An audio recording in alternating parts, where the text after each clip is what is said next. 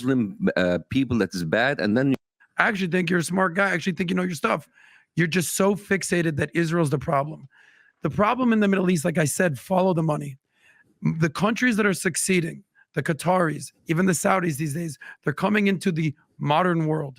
They're leaving the 6th century mentality behind and say, let's get into the 21st century, where they need to succeed in whether it's Gaza or whether it's Lebanon or whether it's Syria and whether Afghanistan.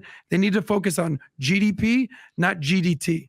Gross domestic product, not gross domestic terrorism. Okay, so let's calm Adam down right now. Okay, now I ran into this clip. This clip is a little older, and please stick with me. Don't go anywhere. Okay, this is a very good clip because for many reasons. What you will see here is the guys, you're gonna be mad at me. You're gonna be, but please don't be mad at me. The American arrogance speaking. Now let's take a step back. Right, it's okay. I'm an American myself. I love America. I love my people. I love, the freedom that I have. Yes, but we will lose it very quickly if we don't start to wake up and realize what's going on. Okay, we cannot keep having these broad shoulders and saying America, and you have these people who are coming into the new age because we're promoting so-called democracy in other countries, when in fact we've used our troops, our American troops, to go to other countries to change governments. Okay, and what that has done for America now is that we are at a tipping point where you have a lot of countries that are saying, we don't even want your money anymore. We're backing off. All right. And that becomes a problem for the American citizen who does not even know half of this stuff that's going on. But I thought this clip was very interesting, and I wanted to share because it gets pretty good. And I'm not gonna front. I do like Bassem Youssef, the way he talks. He's a comedian, so he really articulates himself pretty good. So sorry, I did give you my bias. And the problem is they're obsessed. Put the guns down. Put the Quran down. Actually start living by the words that the Quran says, not some false equivalent of what they think is actually going on there. You talk about the genocide in Israel or in Gaza as if it's just a matter of fact. Well, let me show some stats for you, because after you see these stats, Israel's the worst genociders ever. The numbers, according to the world data, if you trust data, between 1990 and 2022, the Palestinian population overall went from 2 million to 5 million. Okay, pretty bad at genocide if that's what's happening right there. In Gaza, it went from 645,000 to 2.1 million. It's 3x. That ain't genocide to me. Now, do 20,000 people, 30,000 people needlessly killed during this bullshit war that was started by Hamas? Is that horrible? 1,000,000%. And any Jew or any Israeli, give me that number again. 600,000 to what? 645,000 to 2.1 million. From what to, from when to where? This is in 1990 to 2022. Do you know why they increased? Because they're having babies like crazy. No. You see, this is how like when you watch data while being uninformed makes you look very stupid. Tell me why. Tell me how the. And before he tells him why, I just want to come back. This is important to Americans. And I like to come at that angle of, why is this important to me? Why am I watching this? Like, I don't care what's going on, because I hear a lot of Americans say this. I don't care what goes on over there, or we just should not provide any aid to any country. Okay, I understand you want to be blanket about it, but you need to understand too that this government that you are voting in is not beholden to you. It is beholden to the lobbyists. Okay, yes, we know that. AIPAC being one of them, that sends your troops over to these other countries. They don't need to be there. Literally ran into a clip from the 90s where they were promoting or reporting that, the Pentagon is talking about bringing our troops home from Iraq. Bro, like, we've been saying the same thing for decades, since at least I've been born. I'm 40 years old. At what point do we look as a country and say, hey, it's starting to not work anymore, right? And there is such a thing called the Israel lobby, and we need to talk about it. Like, we're actually late to the conversation. We're extremely late to the conversation. So this is why it's important to have your facts correct. But for the American who says, I don't care, even about like how this started or whatever, I want you to care about the fact that we're still spending money towards this. I will show you that report. And your troops are going over there. Your troops are still in the Middle East. So even if you only come at it from the angle of, I don't want America involved, then you need to know a little bit of what America's doing and how we are involved. Tell me how the population has gone from 2 million to 5 million. Yeah, because most of the 1.5 extra million didn't come from Gaza. They were pushed away from other parts of Israel. So most of these people, they have increased because of refugees being kicked out. If you're talking about the settlers, those are tens of thousands. I'm talking about those Gaza. aren't millions of people. Dude, listen, my wife's family is not from Gaza, and yet they found themselves in Gaza because they were sitting in other cities and villages outside Gaza. This is the systemic pushing of people from other parts of Israel, pushing them to Gaza. That's not millions of people. This is why I said that you're intellectually dishonest or intellectually lazy. No, that's not the cause of millions of people being moved.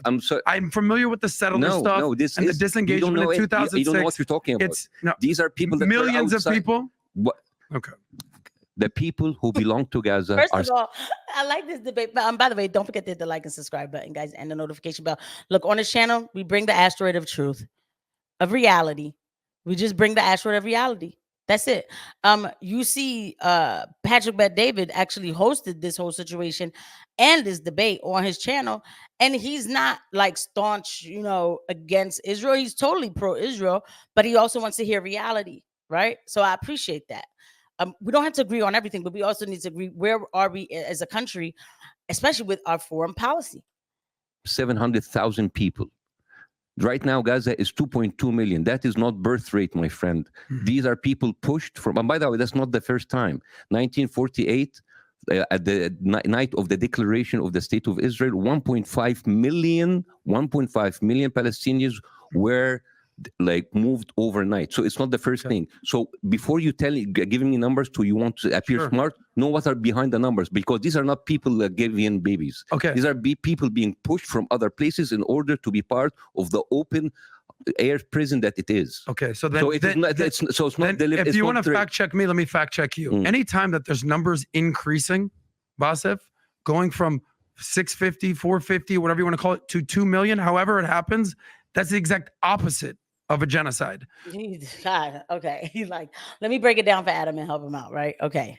Let's say I have a corner over here of 5 people, okay? And then I have another corner of another 5 people. And I'm ending, now I'm just to break this down, okay? You don't have to call it whatever you want. I'm ending this corner with the 5 people, and I've dropped 4 of them. And I'm just about to get there, but then I decided, let me just go ahead and push the other 5 from the other place over there. So now there's 6 people. It still doesn't change what I'm doing. Boom. Just that simple, right? And not to get all the way into, this debate gets really good, and it gets funny because it's funny. I like it. It is a little funny. I can't front Basim again. He is hilarious because he got serious. He's not even trying to be funny here. He really got serious. And I get it, right? I get it because I'm sure Adam has family over there too. And the problem is why we have to be aware of what's really going on is because we're about to be a year into this and we still are funding this atrocity. We don't need to fund this. We could fund other things, right? We can maybe fund our own home. We already had a situation in Ukraine. And remember, what happened was there was a situation in October 7th, okay? Yes, it was sad. It was horrible, for sure. Yes, right? Why did America send aircraft carriers over there immediately to give carte blanche to Israel to start doing whatever it wanted to do? Did they think that Israel was just gonna go nutty for 2 days, 2-3 days, go off for a little bit and then go home? No, I'm not shocked that we sent even more troops over there, by the way.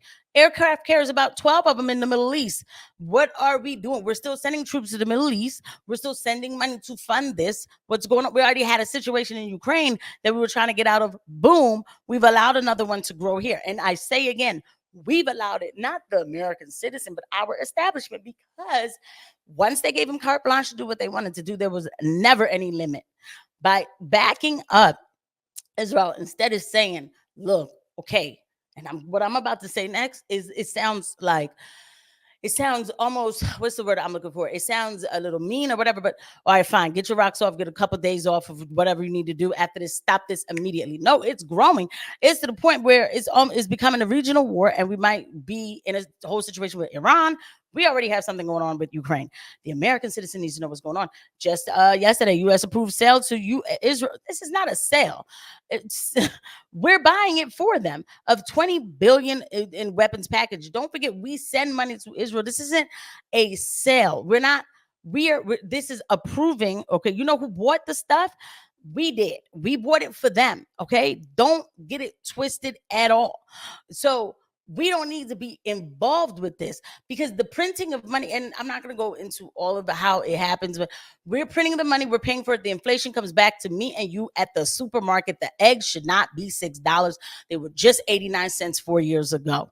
This is simply the point that I'm making, right? Like, I'm not telling anybody, like in this country, I'm not saying, oh, you need to be pro this or pro that. I understand people's positions and everything else. I'm not going to hold you though. After almost a year of this, and it's been way more than 40,000 now of what we've been funding and what's going on, it is, for me, like, I'm just like, this needs to stop, period. Yeah, I do, I'm definitely pro-Palestinian, and not because like I'm pro-Palestinian because Palestinian is always right. No, it's just, if this was the other way around and it was Palestine like dropping bombs that I'm funding on Israel, I'd be pro-Israel. But that's just me, and I'm just being honest about my opinion. But either way, I respect everybody else's opinion, position. I respect it, but here's the bigger position for the Americans listening to me: is where does America fall? This is not good for our first of all, for our safety. Number one, it's not good for our troops. It's not good for our debt that we're already in, for the average American citizen who is struggling right now, while we are supporting, literally, like, this isn't a war too. It's like, just, we're supporting dropping bombs. Okay. And we didn't even finish out with Ukraine. And by the way, we're getting ready to start something in Taiwan. We can't do it. We are stretched to the core. We can't do it. But maybe I've taken it too far, but I just like to bring the real issues and speak in reality. I'll see you guys at the next one. Bye.